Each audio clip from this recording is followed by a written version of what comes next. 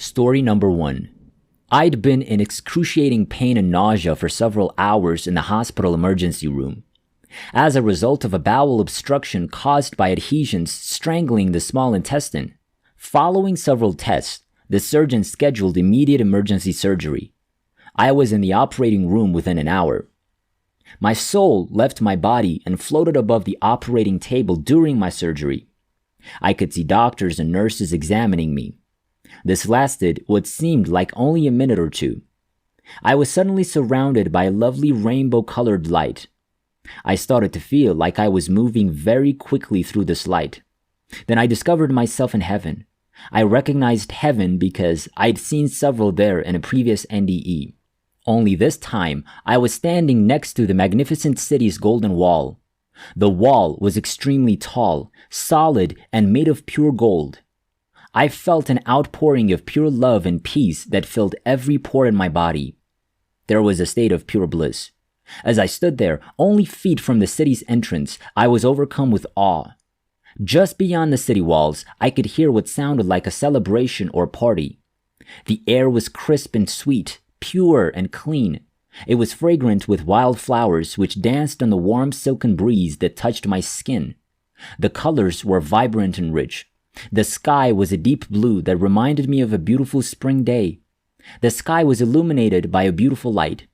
The light shone as brightly as the sun. Despite the fact that there was no sun in the sky, the light illuminated everything, emitting a beautiful golden glow. I knew the light was coming from God's heart. I saw a magnificent lush green meadow filled with wildflowers of every color as I stood next to the golden wall. The wildflowers were vibrantly colored in pinks, purples, yellows, reds, violets, and blues. They were scattered across the field in front of me, stretching from the garden where I'd been in my previous near-death experience. This was towards the city where I was now standing. I noticed an old fieldstone wall halfway between the garden and the golden city, with pink roses growing up and over it. A tiny brown and white beagle puppy wiggled at my feet as I stood next to the magnificent golden wall, demanding my attention.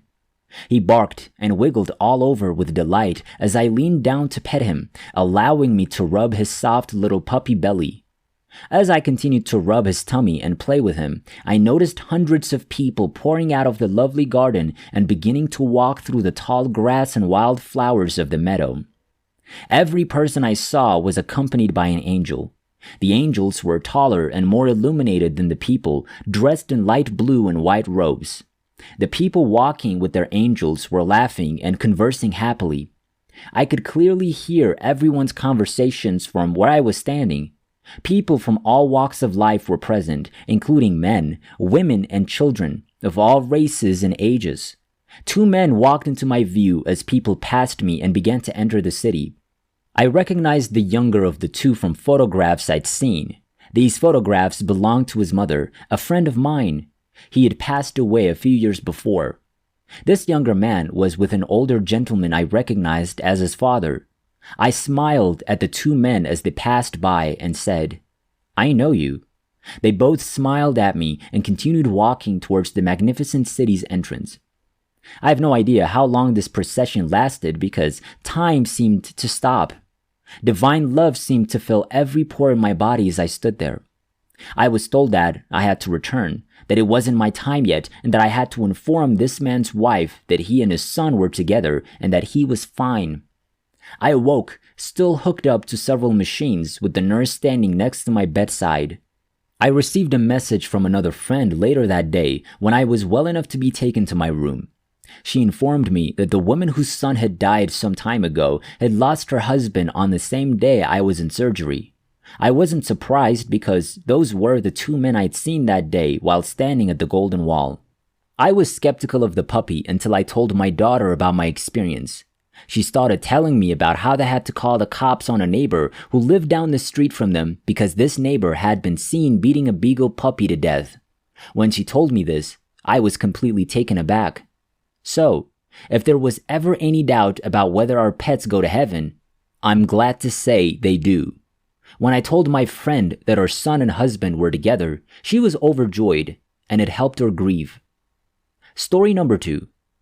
I noticed I had intense pain in my abdomen about 30 minutes after the birth of my second child. I was bleeding more than I thought I should be, and I was also dizzy. I reminded myself not to panic. I took slow, deep breaths in and out, convinced that I was getting worked up, which was causing my dizziness. My midwife advised me to try to relieve the pain by going to the toilet. She and my husband assisted me in walking over there while I clutched my newborn. Standing made me feel worse, so I told myself I'd feel better once I sat down. No, I didn't. I was in pain because I couldn't urinate. When the midwife took my blood pressure, I noticed that my systolic blood pressure was around 74, which is quite low. My symptoms were real to me at that point. She injected oxytocin into my left thigh right away. I wasn't feeling it. My legs were numb. I was losing vision. My hearing was deteriorating, and my husband was telling me to breathe. Apparently, I was breathing like I had a straw for an airway. Soon after, I was drawn deep within myself and began ascending, as if riding an elevator. Oh no, here we go, I thought, just like I knew where I was going. The elevator came to a halt and I approached a window. 3 figures were positioned around a table through the window. I recognized them as my mother's mother, my mother's father, and God as the figures became clearer. I put God in quotes because I didn't believe in God at the time. I believe God is the energy of love, so I'm still perplexed that I saw God in this way. My grandmother died when I was 8 years old, and she looked exactly like I remembered her. My grandfather died many years before I was born, but I knew it had to be him. I noticed they were holding a meeting. God is only a little bigger than my grandfather, I thought. I'm not sure what the point of this thought was. My grandmother was sitting calmly, her presence exuding a sense that everything was fine. My grandfather stood up and became a little more agitated. Something was important to him, and he seemed to be advising God. God was calm and smiling. They didn't acknowledge me, and I'm not sure what they were discussing. I don't remember what happened next very clearly. I know I can't remember everything that happened. It's almost as if my human mind couldn't process it. I do recall having a sense of understanding for myself and others, and I remember thinking to myself, okay, I'll do that. This was some kind of decision. I'm not sure if it was related to changing my life path or returning to my body. As soon as the decision was made, I returned to my body and my consciousness was back in the birthing unit room. I was never clinically dead. I was just very sick. My midwife said my blood pressure was 60/30 at one point, which I believe was the most likely time for my experience, but I'm not certain. I was very aware of what was going on in the room for the rest of the ordeal. My midwife reported that I appeared to be coming in and out of consciousness, but I never felt this way. I felt I was conscious the entire time, just sometimes seeing the room and other times deep within myself. I was stunned when she told me about it days later. I was conscious the entire time, I told her. No, you weren't, she said, shaking her head. In that moment, I realized I was conscious to myself, but not to her. She was looking at a lifeless body. I also realized that seeing my grandparents was a time when I had crossed planes, or whatever you want to call it. Up until that point, I hadn't given it a second thought because it felt so natural. During that conversation with my midwife, my entire perception of consciousness shifted. I suddenly felt a strong desire to learn more. What exactly is consciousness? What had I gone through? Was it similar to other people's experiences? What had happened to me? Where could I have ended up? What caused this to happen? And what did it mean? This became a bit of an obsession for me, and I know I grew even further apart from my husband as a result. When I wasn't watching the kids, I was researching on my phone or computer, ignoring him. A lot has happened since then, and not all of my questions have been answered, but I'm more accepting of not knowing everything. I wrote about my journey since the experience yesterday. One day, as I sat alone in the house, the world outside remained motionless. I realized that it wasn't the darkness that I was afraid of. The lightness of joy frightened me. I had no idea it existed. I'd never believed it, but there it was, jolting me awake. I was terrified of the unknown once more. The darkness had provided a soothing warmth, shielding the outdoor air. Lightness was new and clean, de-establishing and shaking my foundation, a vast expanse with no boundaries or borders. Panic had set in when I couldn't figure out where to put my feet. They gently pushed me forward, asking me not to return to my safe haven, whispering encouragement into the breeze that blew me forward. I moved forward, spreading outwards and upwards, breathing deeply while accepting the uncertainty. I didn't know what the light looked like, but I had a feeling it wasn't going to take me back. I was too big. I couldn't fit.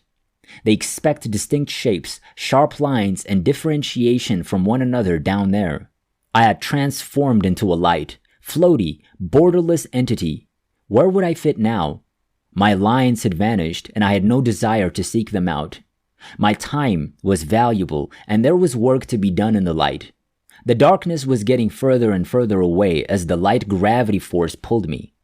The pain of the past washed over me as I traveled, sometimes receding and then returning to wash over me again, but it never stayed. Sure, there were a few stragglers, but it didn't drown me. I knew I had to accept them in order to keep moving forward. I was never going to let go of it all. So while I'm in the light, I accept my work, whatever it is, with no judgment or expectations, knowing that one day I'll understand it all. There are times in life when you can see how all of your experiences have added up to where you are now, even if you couldn't see it at the time. So I take what comes my way, knowing that I'll do the math later.